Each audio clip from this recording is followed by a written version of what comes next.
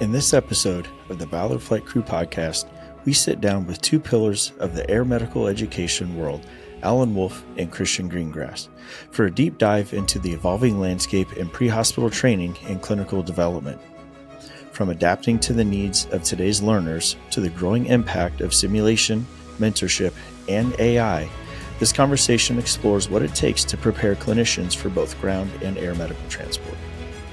We will break down the value of certification exams, the role of confidence and critical thinking in patient care, and the importance of realistic training and tailored onboarding.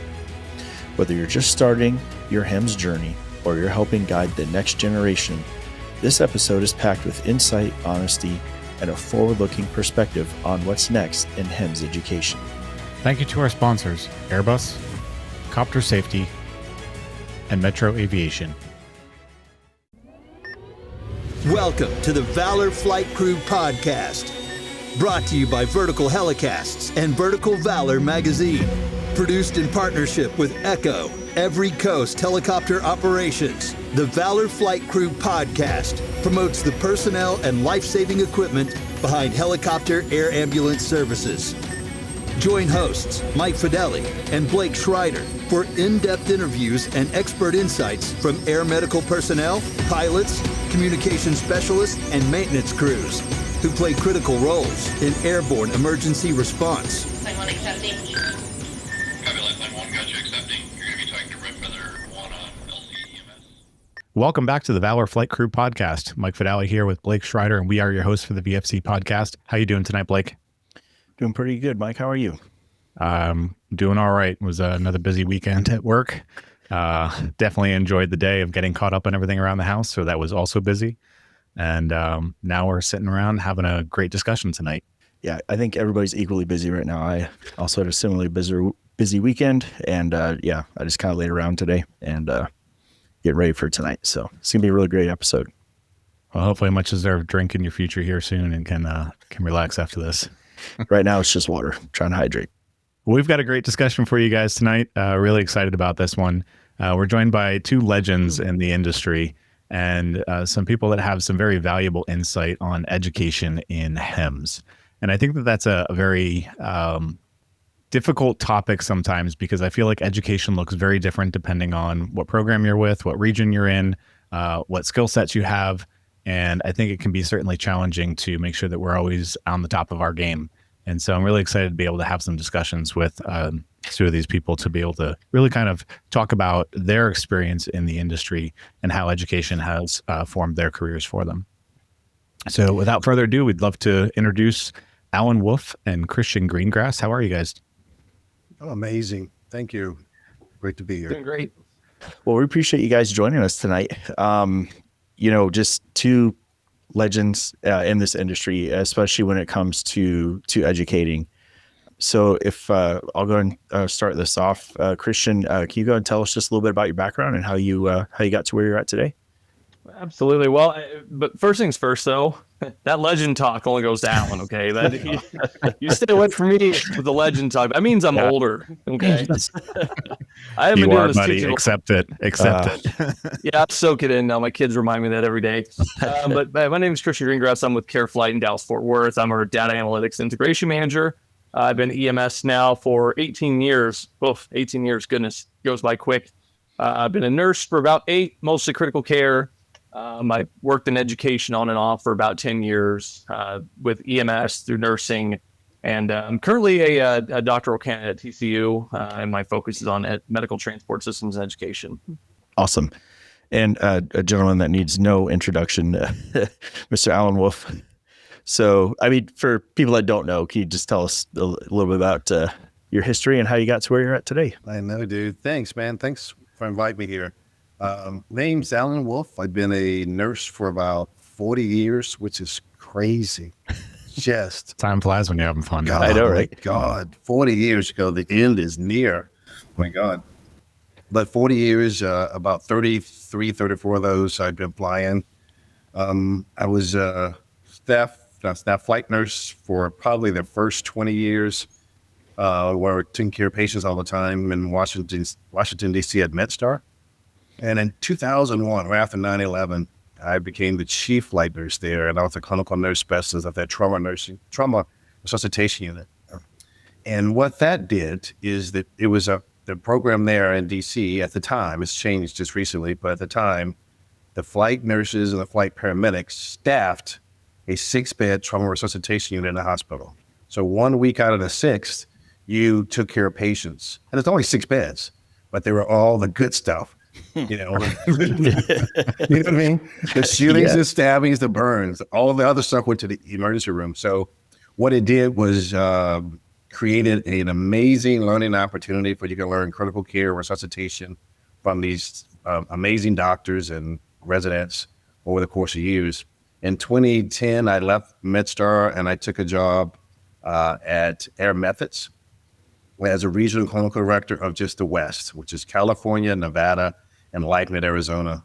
And during my 2 years in that role, we acquired Native Air and another one down there in Arizona. So I went from having 28 bases to 65. And one of the things they wanted in Denver is to make it standardized across the company. You know, Air Methods is a big company. And so they needed somebody to run the education division for the company in Denver. And they wanted the person to have experience with it, and then a clinical nurse specialist.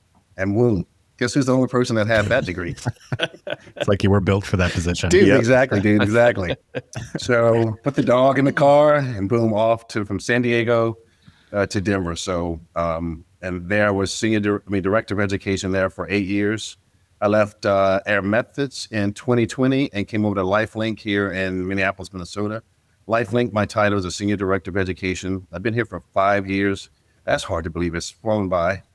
And responsible for sort of the same things at Air Methods is the education quality of the whole program, and to have clinicians that come in here, this industry or this type of work with no experience, leaving, 2-3 months later, competent to take care of anything that opens the door. So that's been my experience so far clinically. We're certainly glad to have you guys here. I think that education is always a hot topic, no matter what program you're with. And we always kind of say we're expected to do the most with the least. And sometimes that also includes with the least amount of education. And that's not fair to us as clinicians. And I'm curious, I can't wait to have this discussion with both of you guys who are so passionate about education and about the industry itself, as to how you've advanced education within the industry and how we can really make it better for everybody across the entire U.S. I'll admit, when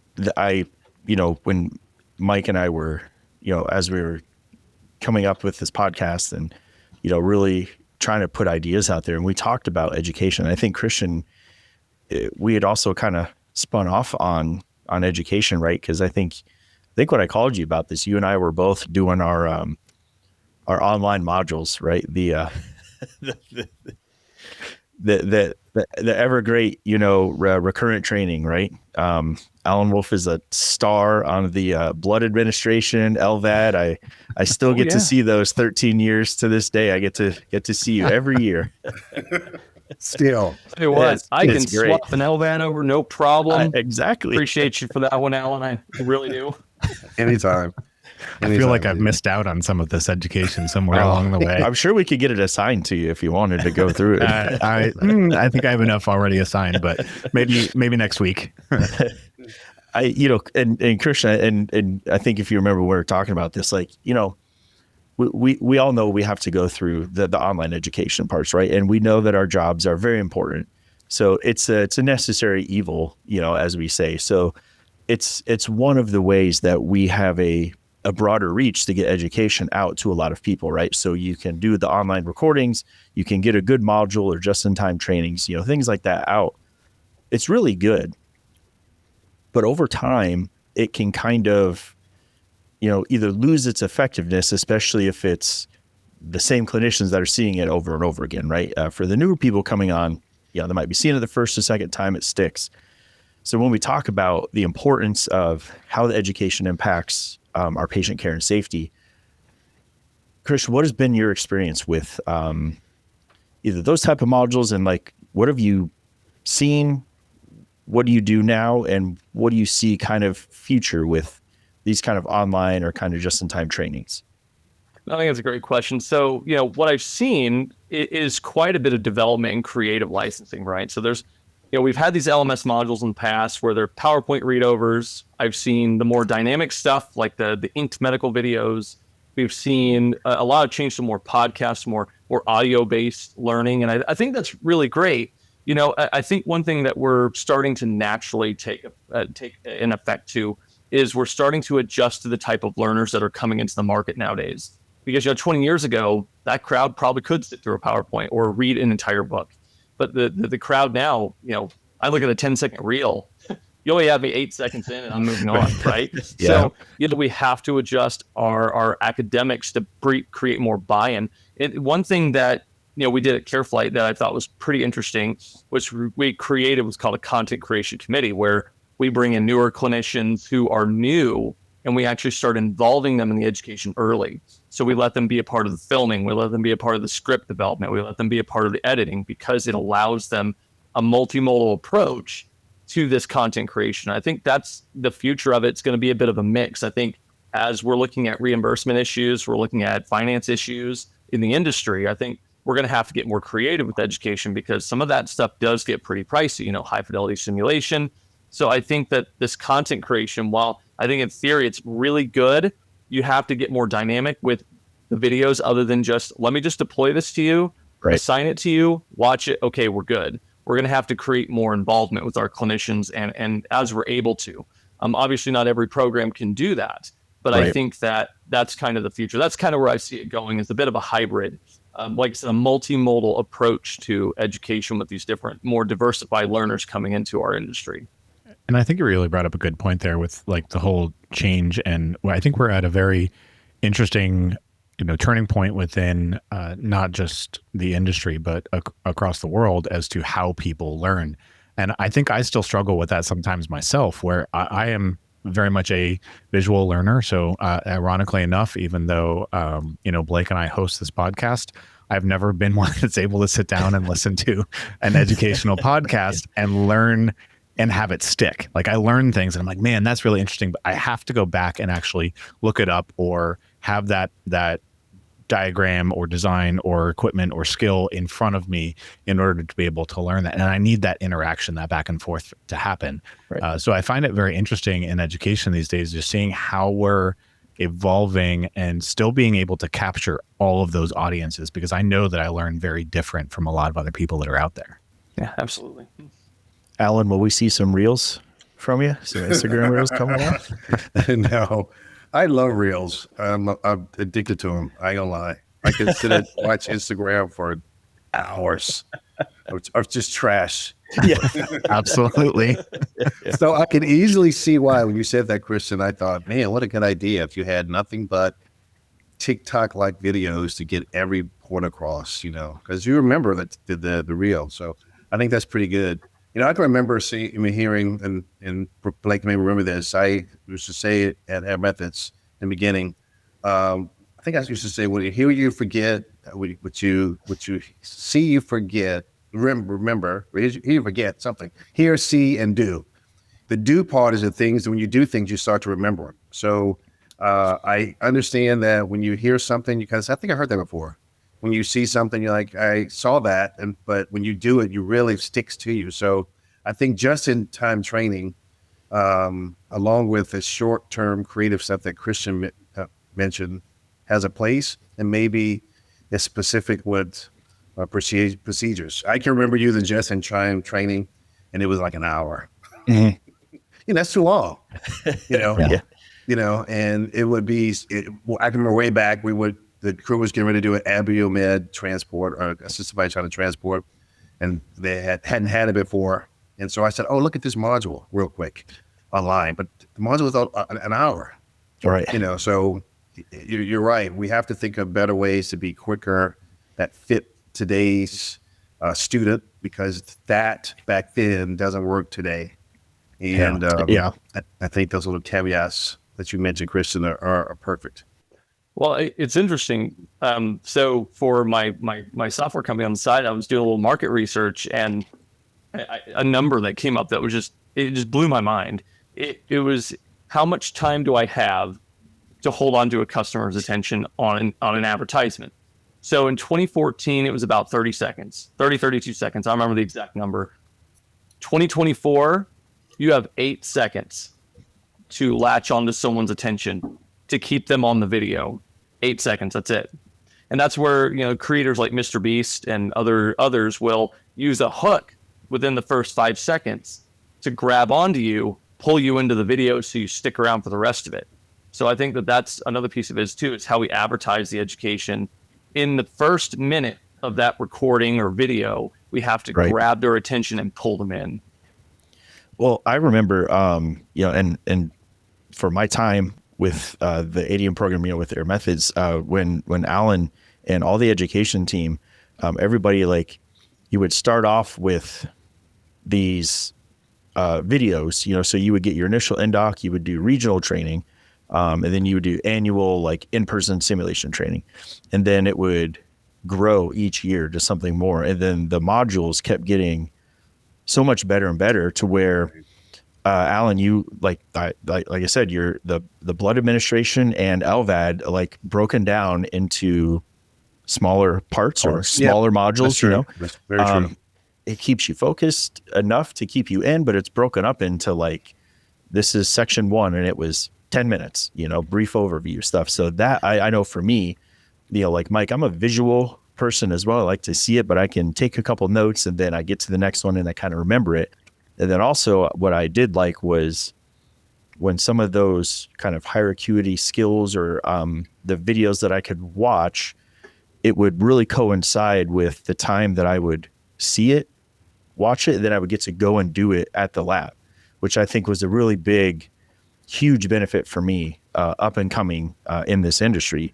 So that's something I really do appreciate, that type of aspect, and applying continuing education and that recurrent skill learning. Right. I think video works tremendously with that, specifically procedures. And then you go into the lab and you can say, "Oh, I remember now." Yeah. How this goes. Yeah. It just sticks. You have those those snapshots, and those are what stick out as you're kind of going through the procedure. So that's what I was always and still am super. It's just super grateful. it's like the needle cryosurgical airway, that skill that you hopefully will never use your entire career. Right. But something you have to know the minute you walk out the door on every mission. You just have to kind of know it. And so either you don't do it, then you're still responsible for it. And so you can read it in a book all you want, but something when you start to do it on a mannequin or some kind of training device, that helps tremendously, but if once you do it in a lab, you got it down, so it should hopefully come back quickly. But I think that's, kind of where, maybe the point is as far as the relevance behind it. Right. So, I think a lot of times, I myself have been guilty of it in the past where, it's like, oh, great, I got all of these online modules to do, and I sit there and gripe and groan and don't want to sit there and go through it. But when you can turn it around and add in that relevance behind it and the why associated with it and make it, as you guys said, interesting and kind of captivate that attention, it really turns the entire module into something that is something that can be very enjoyable. Or if I can just walk away learning one new thing, it certainly makes it worth it. And I think that impact is then directly seen in the care we're providing for our patients. And I you guys as being such well-respected educators within the industry, I'm sure you've probably seen that impact directly quite a bit throughout your entire careers, and just kind of linking the two of them together, because, everybody may gripe and groan about education, or I got to throw my, 3 pieces of plastic and 3 other pieces of plastic this month just to make sure that I can check a box, right? How have you seen the education grow through the industry and then directly affect those patients in those circumstances? Thanks to our sponsor, Copter Safety. Based in Finland, Copter Safety is the leading, globally approved simulator training center. They provide a full range of courses for AW139, AW169, H125, and H145 pilots. Customize your special missions training with realistic visuals and specialized instructors. Stay one step ahead of reality with Copter Safety. So for me personally, just, when it comes to the education piece, if we think about what education does for us in a psychosocial perspective, it prevents us from developing that insecurity. And I think that's huge, right? You have to be secure. You can go practice a skill. You can do those things and be kinesthetically on point. But if you don't have the confidence to perform the skill or the security and the ability to perform the skill, I think that's huge too. And so I think with education, we do have to kind of think about how we're presenting it and how we're looking at it when it comes to our norms with the behavior of accepting it. So, if I put out education, I don't give any context to it, ultimately, they're not going to really take it as well. But if I empower them and say, this is an empowerment for you, and we pair it with other things to build confidence, then that psychosocial piece gets improved. And then we start seeing better outcomes. And we noticed as people were building content at CareFlight and they were actually applying those skills in videos and then coming to HPS every quarter, we've noticed that, at least in the data from my side, we're seeing improvements. We're seeing that people are more confident in their ability to pull the trigger on those skills, to give the push dose pressors, the blood products, being like, hey, we need to put an airway in this person because they feel confident to do so. And so I think it's also an empowerment tool as well when we look at education. So for me, the impact has been seeing clinicians become less insecure, more secure in their abilities to pull the trigger. Because as we all know, as clinicians, that's really the hardest part of a skill is when and when not to do something. And so I think that a humble confidence, I think, comes about it when you're empowered and educated. Yeah, I would agree with that wholeheartedly. Specifically when you said the insecurities, what it does, it just emboldens people to feel confident about their skills. I give you two examples, and this is my time at Air Methods for you, Blake.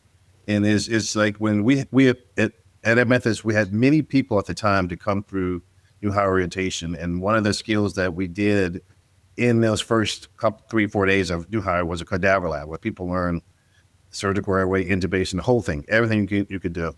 And so I can remember on one case that we had a flight crew, they left Denver, went to their bases to start practicing. And in their first 2-3 months, their first or second flight out, they did a flight, they had to do a surgical airway. What do you think that person did on that? They nailed it. Why? Because it was fresh in their mind. They had just did it, although they didn't have 3 months experience, so which is pretty impressive. And also I can think of a case out of near Barnes in Missouri of a flight crew that we had the hands-on VAD lab as part of new hire at Air Methods. And we had a crew to go back. They were still on orientation with their preceptors. They get a scene flight. They open the back of the ambulance. The patient had a LVAD, and their preceptors go, "Oh God." Oh God, oh God, oh God. And it was the orientee who was brand spanking new said, "Oh, we just had this. I got this. This is easy." You know what I mean? Nice. So I think, once you get your hands on it, that insecurity goes away, and it's about confidence. It's like we tell people when you walk into a patient's room and to interview, talk with nurses or families, you got to be confident. You can't be hemming and hawing and looking insecure. That makes everybody else unsure what you're doing. So, well, and I think from a nursing side of things, I think nursing specifically has a lot more difficulty with pulling that trigger and being confident in those skills. Yeah. Because, you're coming from a hospital-based system for the most part. And when you first get into critical care transport, and now you're having to be the one to not only make those decisions, but then also perform those skills, and you don't have a team of people backing you up.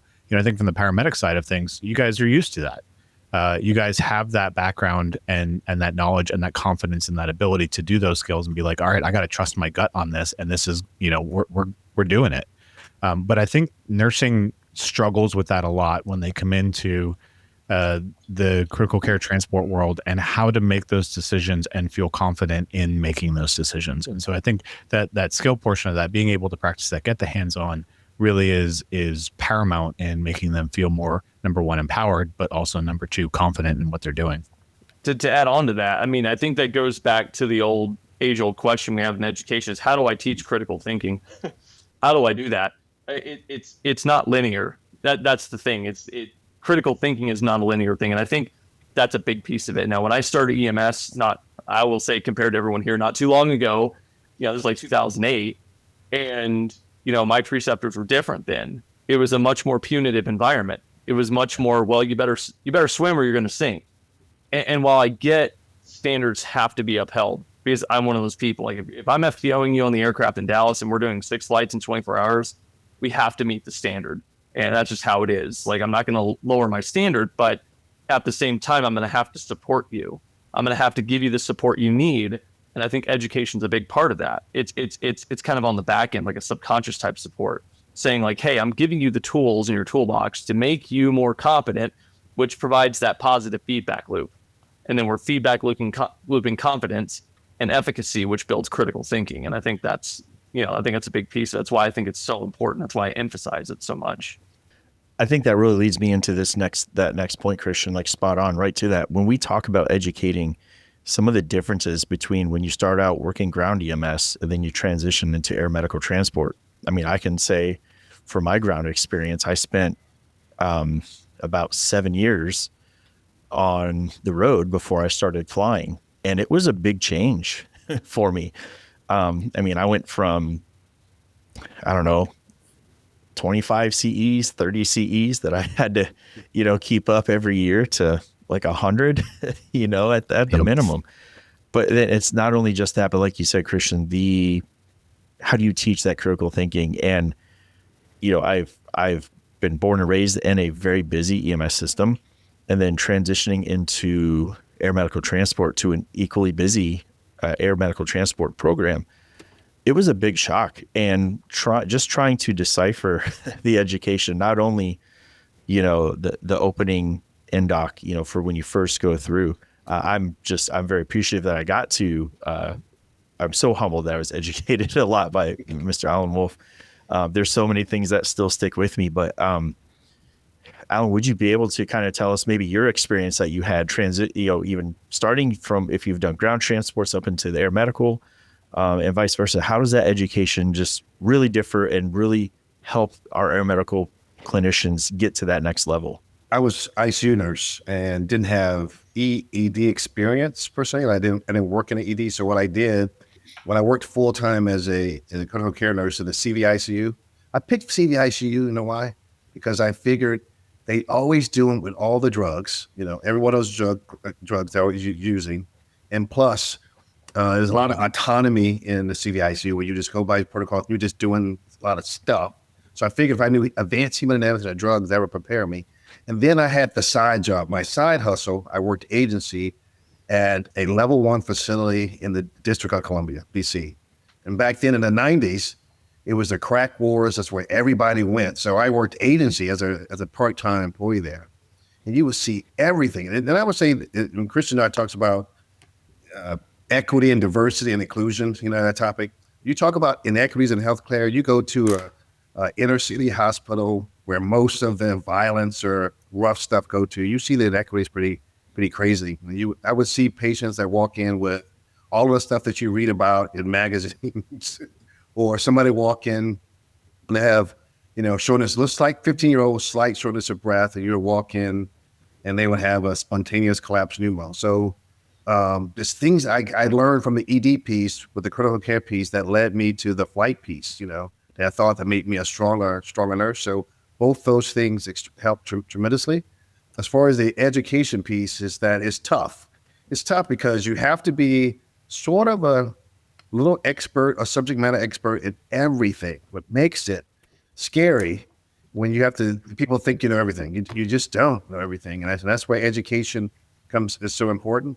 And I think part of it is a huge responsibility for your organization you work for to provide education. It's absolutely their job. However, is part of your job to get it your damn self. If you can't, you wait 100%. For somebody to give it. Wait for somebody to give it to you. You're gonna never get it. You just ain't gonna ever get it. So you're gonna get it yourself. And so I think some of that comes from self-motivation and people who listen to podcasts or do these conferences on their own or somehow find a way to get there. Right. It's imperative to do that. So. And I think that self-onus is really a key piece of that puzzle there, right? What terrifies me is getting a new piece of equipment or having a brand new protocol that is completely different than what we've done, and not knowing how to use that equipment or not knowing what that protocol is, and the fear of causing harm to someone. And that absolutely terrifies me. Like, and for instance, like we at my program have recently switched from, CMAC to the Glide Scope and using the hyperangulated blades for most of what we have. And just that muscle memory that goes into is totally different between the two products.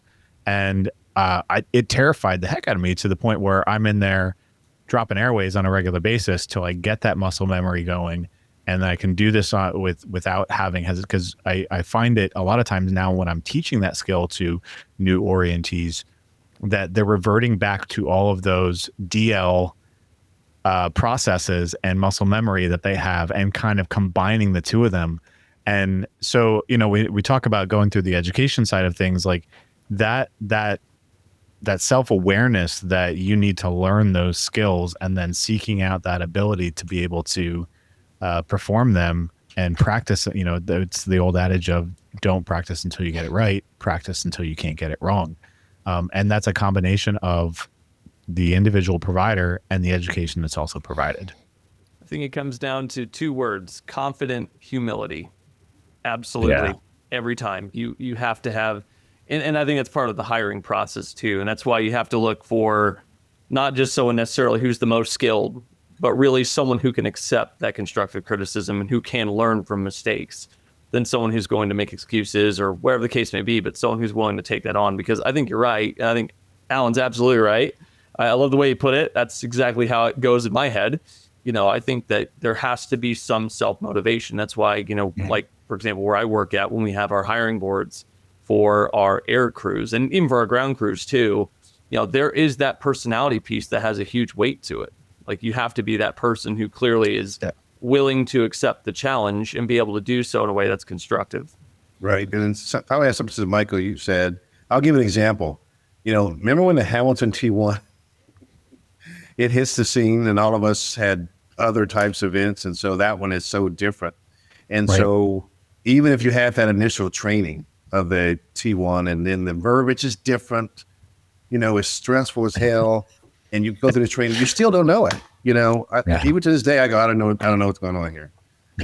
But if you don't have the self-motivation to get the manual out or get online and get it yourself and learn it, or when it's sitting there at the base, you turn the damn thing on, you're never, ever going to learn it. Somebody can't put that ventilator in your head, to make you figure it out. You got to do it yourself to learn it, Yeah. I mean, I just thought you just put everyone on ASV. Is that, am I doing the wrong thing here? Is that? Yeah, dude, that works. It'll get for a little bit. It'll get you started. It'll get you going. And that's such a good topic, guys. That really hits home. Like, you can do all this education, you can do all the hard work to create the content and make this education, but you've got to be a person that is, that bit of self-motivation. Like, it has to be there to be able to do it and perfect it, in your own way of how you absorb that. Like, we have to do that. And, and as we talk about not just the education piece, and we look at all the things that are required for us to do our job, different certifications, we have to go through so much extensive training. The letters after our names, it gets pretty intense, but there's a good reason. And I think it's great. When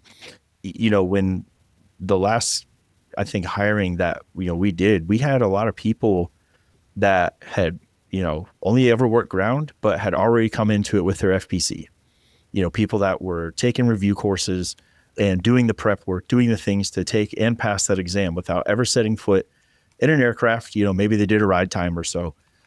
Can we talk a little bit about some of those professional certifications and how they enhance our job? It's more than just the letters after our name. There's a reason why organizations and everybody looks to these type of certifications and why they're so important to us. This disclaimer, I'm the chairperson, the chairman of the Board of Certification for Emergency Nursing. So the CTRN, the CFRN are two of the exams for the BCN. And one of the big campaign, if you ever log on to the BCN website now, it's my face sitting right there. My face sitting right there with a big World heading that famous. says, exactly, sitting there saying, invest in yourself. You know what I mean? So it's for specifically nurses to invest themselves by validating their knowledge by taking an exam, you know? And so what that does, it tells your colleagues that you've kind of put some time in to take an exam to validate your that core knowledge. Now you mentioned something interesting, because that happens on the nurse side also, is people walking in with the flight certification and have never flown. You know, they're able to figure it out, or they can fail just enough for some stuff to pass the other stuff. Yeah, absolutely. To do it. Yeah, you know, and you know that's unfortunate. You know, and if the organizations, they don't have a way to people to sign an affidavit saying that you actually fly or you actually do this. They don't have those, you know, because I guess it's just too much work to keep up with that. Right. But you can understand. Still, I appreciate the person who did the work to try to get the certification, although they may not have the experience. So. I think that's a really good point. And I feel like I've been asked that question numerous times throughout my career, as far as, you know, being on hiring committees of like, well, what do you think about somebody coming in that already has their FPC, that already has their CFRN? And I very much feel like it's a double-edged sword. Like, I think it's, in one regard, it's good because, okay, great. You've taken the self-time and investment to do the education and to learn these things, this information on your own. I think that shows a lot of determination and dedication to making sure that you're successful in the industry. On the other hand, I also need you to be able to back that up. Mm-hmm. And I think that's where sometimes there's that disconnect, if you will, where there may be those letters behind the name, but if you don't have any of that experience or that hands-on or that ability to perform those skills and not just learn the information, but apply it to patient conditions or situations, it's not doing anybody any good. So I often feel like that's a very double-edged sword. Yep, I agree. Thanks to our sponsor, Airbus. Airbus provides the most efficient helicopter solutions to its customers who serve, protect, save lives, and safely carry passengers in demanding environments. Its civil and military helicopters are flying all over the world, making missions possible. Visit airbus.com for more information. I would agree with that too. And I also think it's about what your motivation is for taking the exam. So I think that there are two groups of people. There are people who look at the letters and they're just like, well, that's great. That's adorable. You have the letters behind your name. And then you have people who are really proud of it. So I think that when it comes to taking these exams, what I typically tell people, especially like future flight crew members or people who are really wanting to fly, I tell them like, it's not about just taking a test. It has nothing to do with that. The tests are difficult, albeit, but, you know, and having done both the CFRN and the CTRN, and I've done the FPC and CCP, between all four of those exams, I can tell that there's an underlying feature with it. It's a confirmation of what you should know at a baseline level, but it also talks about the type of person who's taking it. So what I typically say, and Alan, you can correct me if I'm wrong here on the theory, but my theory is when I look at CFRN or CTRN, this is, hey, you're a nurse, you've been in critical care for quite some time, you're wanting to take the step into transport. That's awesome, right? You're starting to learn the job, but you don't really understand the transport aspects of this yet. So we want to make sure that you can apply what you do know to transport. Now, FPC and CCP kind of sit in the mindset of, well, you've been in transport for quite some time, and now you're moving into critical care transport. So we want to make sure that you can fit those clinical gaps from being, you know, the ground level provider. Not saying our ground level providers aren't aggressive, because they really are, especially here in DFW, but to take that critical care step, right?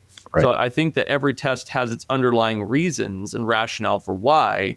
And I would argue that it's really important that we reinforce the importance of these examinations, but also to help them understand why it's important, not just to pass the exam. Because I see a lot of that. People will study a couple pages, go take the test, they skim by on the skin of their teeth and they get the letters and that's it. But some of us are really proud of those letters. You know, some of us spend the time to really study for it.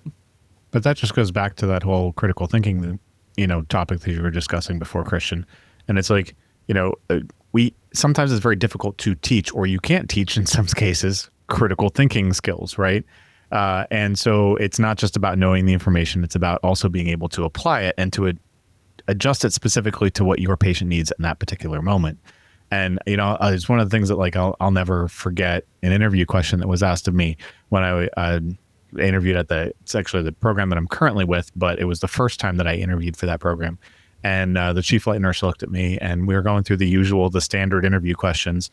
And the next question was, how many basketballs can you fit in the bed of a pickup truck? And I looked at him dumbfounded. In my head, I'm thinking like, well, is it, you know, a 5 foot or 6 foot bed? Right. Is it, you know, is there a cap on the back of it? Like, there, you know, going through the list of like litany of or questions of like, are we talking about like stacking them up in a pyramid? Are we talking about like, you know, and the point of that question was, but that wasn't what was verbalized. That didn't come out of my mouth. That was what was happening in my head.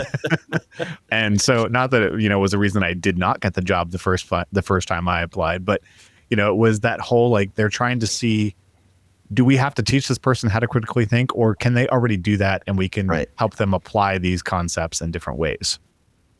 But that's a difficult concept for a lot of people. It's more than just letters, you know, what's the old adage, C's get degrees, right? Like, yeah, you know, it's more than just that, right? You know, and it's more than just letters after your name, but it's like you said, it's the why behind that. And it's like holding yourself to that higher standard of understanding. It's not just taking this test and you take it one time and you're like, yep, I'm critical care now, good to go. No, you have to, it's a stepping stone. And I think it's really great that if you can absorb that knowledge, and if you are able to do that, you take the process of like doing the self-teaching, you pass that test and you're so excited that you're like, well, now I need more, or I want more. And you continue down that path to find more clinical applications where you can do. So if you're not flying, but you're trying to get that job, right? Like, am I doing ride-alongs? Can I go shadow here? Can I participate? And can I go to this conference and learn more about that? Those are the things that I feel that really promote those whys. So that way you've taken something that's invoked that, and then now you're trying to find that application until you get that job. And then once you do start flying, you really start to see how that thought process clicks and how you take care of patients, how you approach it and moving forward. So I think that it's a good balance. And I wholeheartedly agree with everybody on that. So, I mean, as far as, you know, kind of on that topic there, when we talk about certification exams themselves, once you've been flying for a while, do you really feel that in your experience from both of you guys, that those certification exams do prepare our clinicians to better care for our patients in the real world? That's the billion-dollar question. Because there's so many other factors. The BCN has put a lot of money into studies to see if that exact question. The certification makes a difference in outcomes and help, that kind of thing. And we always say, it does provide some level of competency for us, but it's hard to prove because there's so many other factors that go into it. So if I have all this, if I have 20 years experience versus somebody who has 3 years experience, this 3-year experienced person has the certification, this 20-year person is not. Does that mean that the 20-year is not as good as the other one? Right. What if the 20-year can't pass that exam? You know, so it makes it's a lot of other factors that go into that. So I hear what you're saying there. I wish that would answer. Well, I think with the advancements in artificial intelligence, I think we're going to begin to see how we actually write exams, how we test people is going to change pretty dramatically for the most part. And I think you're right, Alan, absolutely. And that was one of the things I've thought about for this podcast, just kind of running through my head was, you know, a big disparity I've kind of noticed just from like a baseline EMS education to air medical is your new hires are completely different people. You'll have someone like me with shock trauma ICU at Herman in Houston, really high volume, EMS experience, CVICU and ECMO specialist experience. And then you'll find people who are, 3-year ER nurse, nothing wrong with it. It's just they're wildly different people by resume. So the background's going to change completely compared to maybe that 21-year-old or that 18-year-old with not much life experience who is brand new to EMS. I think the onboarding and education is going to be, I think it's going to be arguably a little bit different compared between the two, for sure. There's a lot of contrast. And I think as we continue to see this transition, and I mean, I think the writing is one, we're just all getting older as we see how this progresses. We're certainly not getting any younger, that's for sure. We're not. Body keeps telling me that on a daily basis. But just like you look at, okay, so now I'm in the door.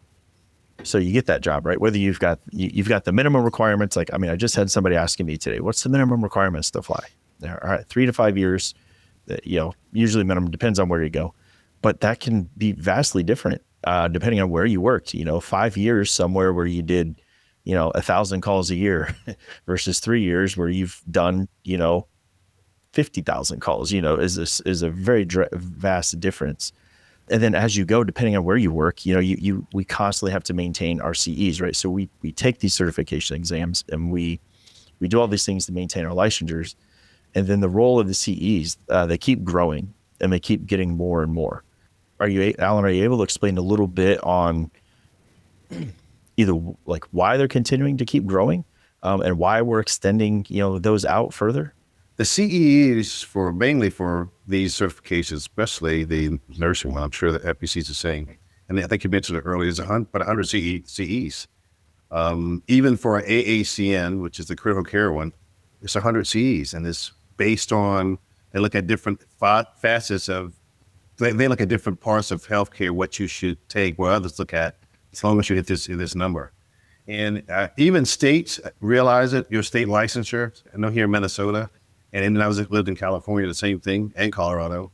It was when you renewed your nursing license, you had to prove that you took so many CEUs during that time period. So everybody recognized that education matters. And so that if I'm a clinician and I am lazy or not adventurous enough to get education, this kind of forces me to get the minimum or 24.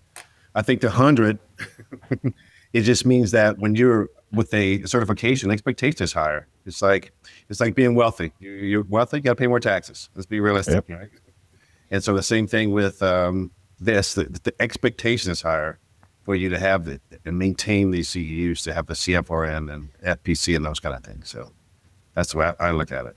And I think the challenge is making those CEUs that you're getting different, right? Like it's not just the ACLS and PALS and the usual things, and it needs to be more than that. And I think that's a lot of personal accountability to be able to do some of those things.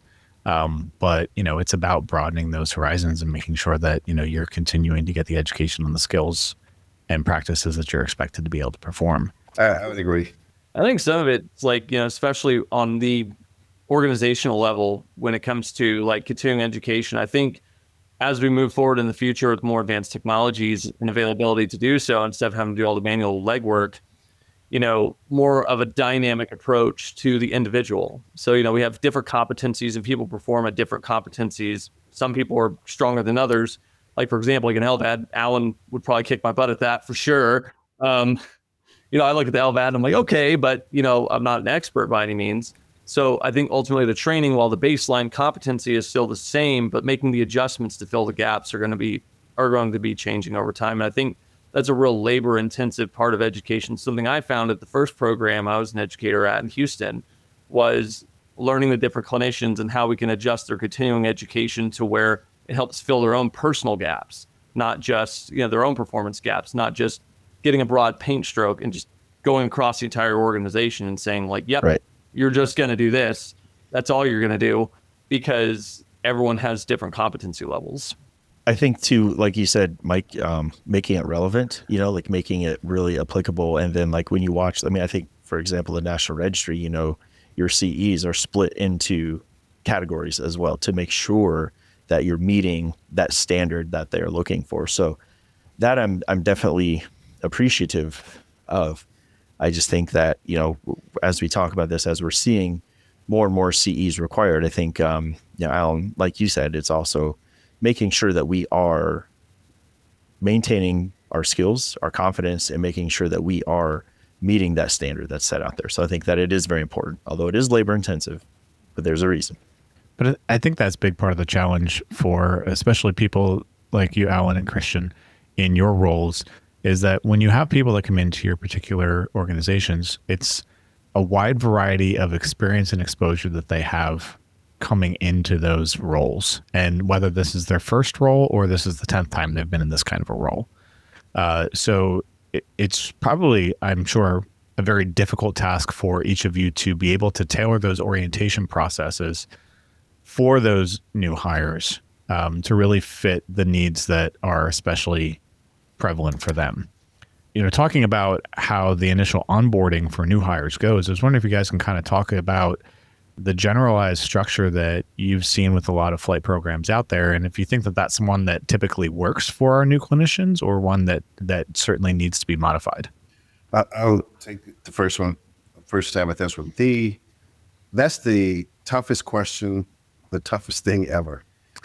Mike, what you said is to tailor orientation to the individual. It is very, very difficult, especially you have a lot of people coming through at a certain time. So I found in my experience, if you just try to separate them as accelerated, not accelerated. So if either one of you guys walked into the program, you're in the accelerated category, it's going to go a lot quicker. The expectations when you walk in the door, you should know RSI, you should know a checklist, you should know all those details.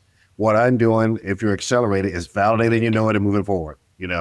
When you're non-accelerated or as a new person to brand new and like a nurse, somebody says, actually one time, does the blade go on the left or the right hand? Can I use it in my right hand or stronger? Oh no. I know.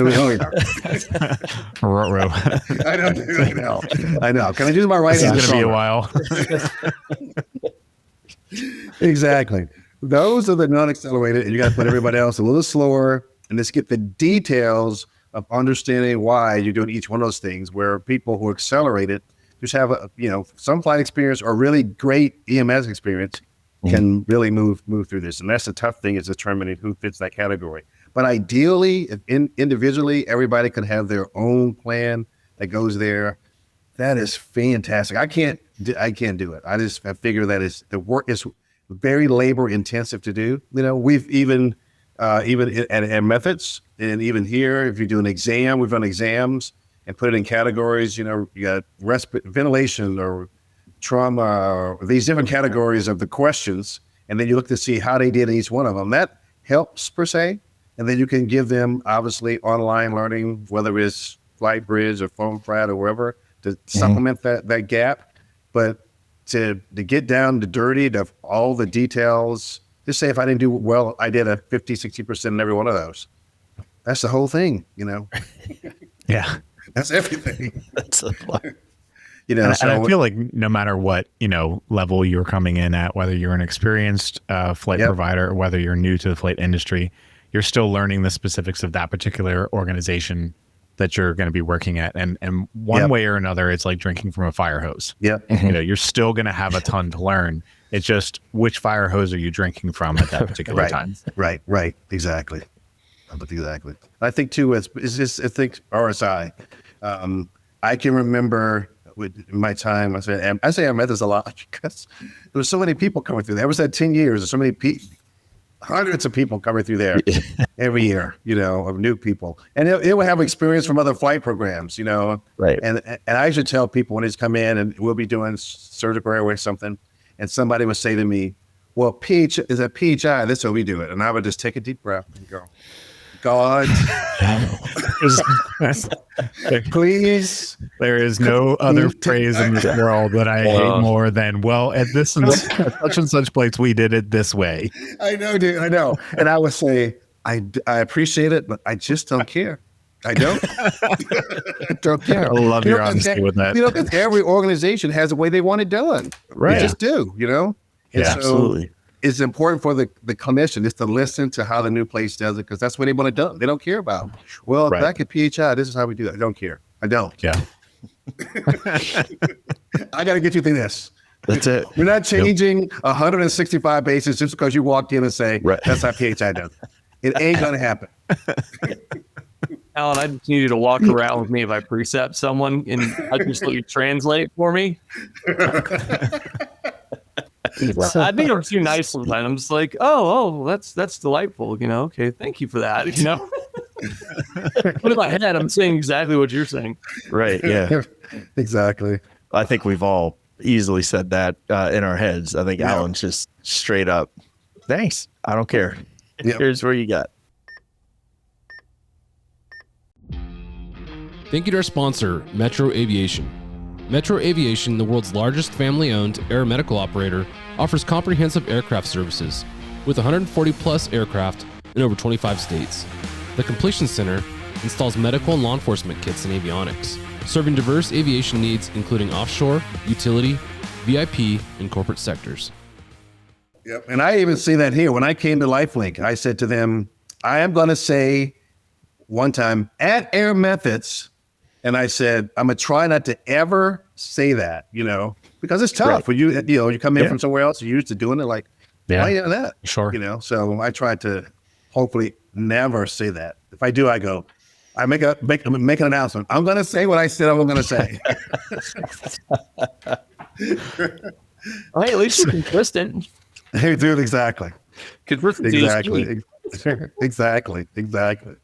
So, but like aside of, not saying the worst phrase in the world about how you do it somewhere else, from whether it be an educator perspective or from a new hire perspective, what in your opinions does the best orientation process look like? Are we looking at like simulation? Are we looking at cadaver labs? Are we looking at just the on-the-job training, the online education? Like, where do you guys see the best bang for your buck when you're talking about going through and helping to create new clinicians for the organization? I'm going to steal Alan's words here. That's a $1 billion question also, but it's a lot of those tonight. If we have to narrow down a little bit though, I think it's mission profile dependent. I think every organization has a different mission, and what that orientation process is going to look like is going to be tailored to their specific needs, right? So, I'll do a case study here with Austin Travis County Starflight in Austin, Texas. They're a cert. They have SAR. They do critical care. They do fire operations. Care Flight in Dallas Fort Worth. We're critical care. That's just what we do. So naturally, the orientation process is going to have to fit to whatever the mission profile is. So clearly, if I looked at the two in parallel, they're going to be wildly different because I don't know about you. I'm not much of a guy that would want to ride a hoist. That's just me, though. I mean, maybe you guys would, Blake. Maybe you would, Alan. I don't know. I'm all about it. it. Bring it on. You have the helicopter for it at Penn, so go for it, man. But I think that, at least in my experience, I've been through the Air Methods orientation. I've been through the Air Life Houston orientation. I've been through Care Flight's orientation. What I can say, I don't think there's one that's just biggest bang for your buck, but what I do think is that as long as the organization is tailoring it to ensure quality for their mission profile, I think you're going to have a better outcome, right? Because you have to focus on the outcomes. And that's something in nursing research we look at is outcome-based evidence. I want to make sure that the thing I'm doing is actually making something better. And so you have to look at the data side. And that is, what kind of quality metrics are we looking at? Are we really measuring these things after the orientation to really see if the progression's there? But I also am a big believer in, like Alan was saying, I think you have to set a benchmark. And I think that a little bit of pressure is a good thing.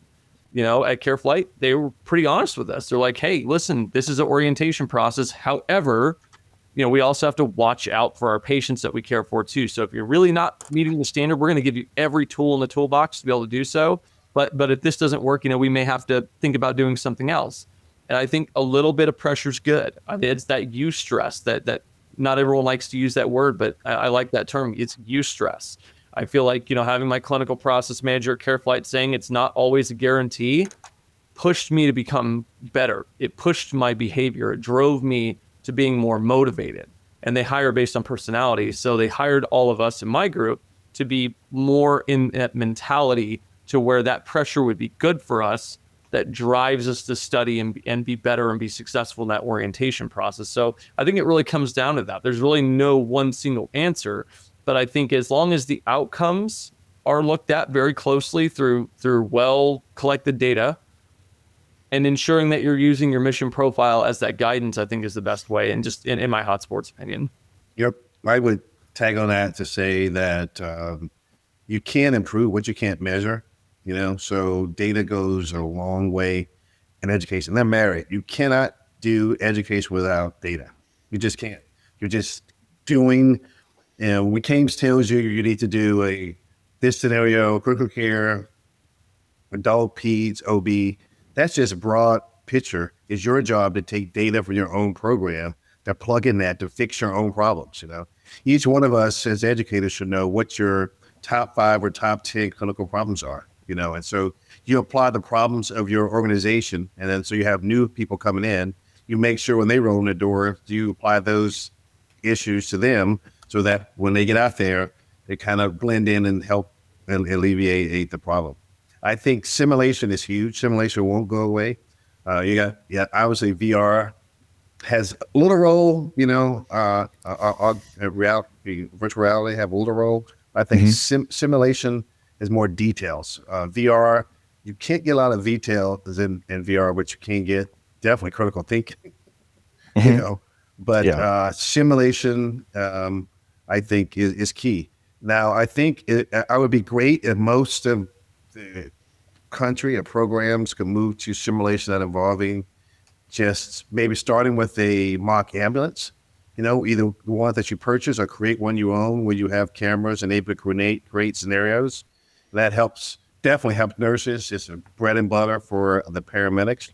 But if you have your training in sim labs, then of course it helps both teams, work together to produce different outcomes.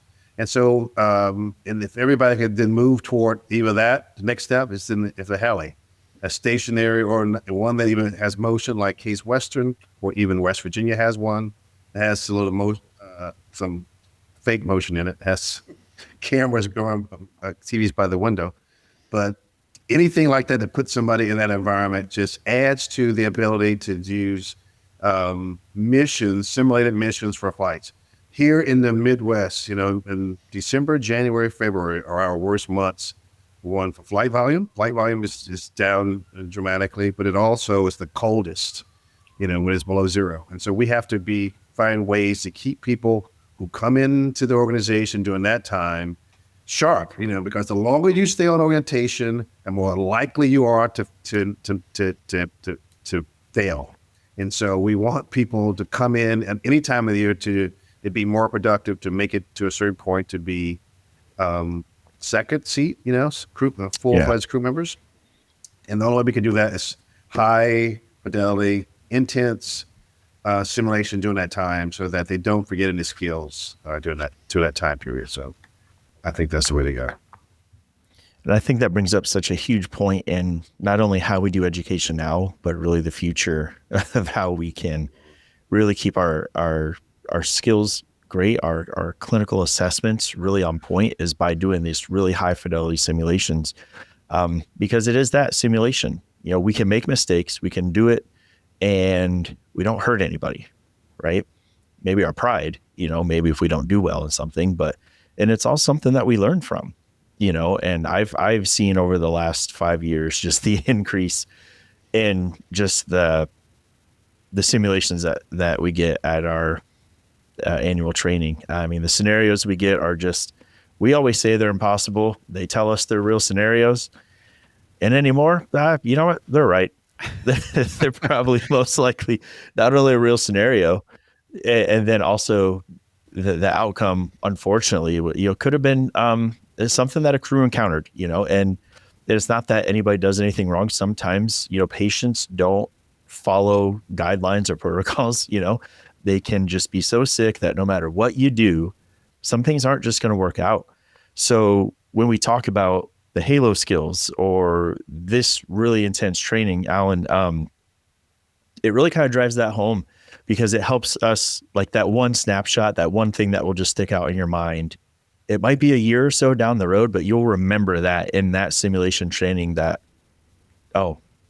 now I remember why I encountered that, because I'm recognizing this is something that I got that. And that's what it should be for, right? To really make sure we're not only elevating the level of care we give to our patients, but we're maintaining that elevated level of care. So that way we get it right. And then that way we can own those letters, that are after our names. It's not just the test, it's about really owning and that ownership of that. So I really think that it's only going to get better as far as when we talk the future of how we're going to do education and what we do. And I would say, and Christian, I'm sure would agree, is that creating and doing simulation is tough, because the thing I hate when somebody comes in and says, it was boring. It was boring. It shouldn't be boring. I know. That was basic. This is boring, So I've learned over time, it started combine different scenarios that happen to different people, So there's nothing wrong with having, example, when I was at CCMTC, and I don't know if did you go, Blake? Did I see you there? No, you didn't go, did you? Yeah. CCMT this year, Life Flight up there in Seattle area, Washington State, Oregon, Life Flight Network. They were the opening session. That's opening session. The second day opening session, they did one on a patient that was young teenager, 18, 19, ejected from a car, hit a hill, and ended up hanging from a high tension wire up there on the telephone pole. Still alive. Wow. And you're like, oh my God, hanging by her almost severed leg. She was hanging by her leg. She was upside down. And so you think, man, the first I thought is, how do I recreate that suit? That's bad when that's your first thought. If they walked into that scenario, they would just think, you know what? You're an educator when. I know. But you hear people say, rope. Exactly. And that reminds me of when I took the difficult airway course, and they would say, oh, somebody's upside down and blah, blah, blah. You would go, oh, yeah, right. Nobody's going to be upside down. And now you think, and then you get there. Oh, yeah. Yeah. You're right. You're damn right they'll be upside down, And so you want to make it's like the Sim Cup. It's always out of control. People say, that will never happen. Yes, it will. Maybe. Part of that, a lot of stuff has happened, They just adding multiple different stuff that happen on different patients in one scenario, makes it chaos, so yeah, that's the tough one. I think that brings it back to the whole relevance, thing that we've talked about a couple of times right now, and that training has to be relevant. And it may seem off the wall crazy, but whether that's a distracting factor or that's a situation that actually happened to somebody, the relevance of that particular scenario. And that's, you mentioned high fidelity. I think that we did a podcast not too long ago talking about simulation and talking about how you can still produce high fidelity simulation, but you don't have to have a high fidelity budget. High fidelity does not mean high money. Yeah. Yep. Right. And it's about how you're creating and making that education relevant, and how you're putting those scenarios into a learning based way that is going to be pertinent to those providers. Absolutely. That's true. Very true. That's tough. I know, Christian, you've definitely built some really good stuff for CareFlight. Oh, it's been fun. Well, I mean, and I think simulation can be like you're saying, it doesn't have to be high fidelity budgets. You just have to be thoughtful. You have to really think your scenarios out. You have to also be consistent with the scenario too. That's something else I think is important, is consistency. So that's something that, our clinical ops supervisor, Brian Houston, he does this very well, and he runs all the simulations for us. And he's very consistent with the scenarios. He's very consistent with the findings. He briefs the team before they do the scenario. There's a lot of planning that goes into the scenario. And so I think that's another piece of it too. You could have all that expensive equipment, but if you don't plan, you don't think it out, you don't write out a good scenario, it's not predictable, believable, whatever you want it to be, it's not going to be a good scenario. But I mean, I've had a simple mannequin in front of me, and I've had excellent simulation experiences that I've learned quite a bit from, just from that. So I think Corolla's right. You don't need a huge budget to do it. You just have to get creative. Once again, you could get a mannequin, throw a bag, throw them over a power line, and You got it.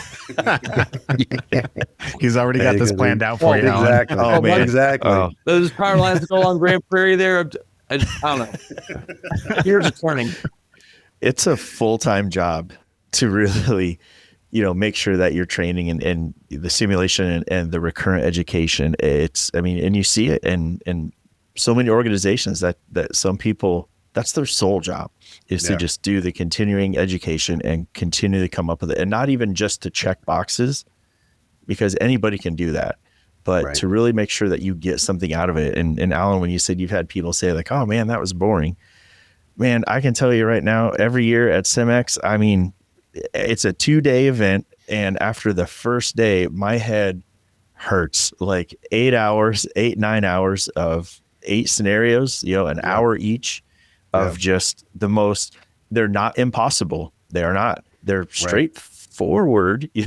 So they say, straightforward. I don't think so, but but it just invokes that other thought process, and that's what it's really all about. And I know, that's what we kind of said earlier. You can't really teach critical thinking, or it's an art to really trying to teach that.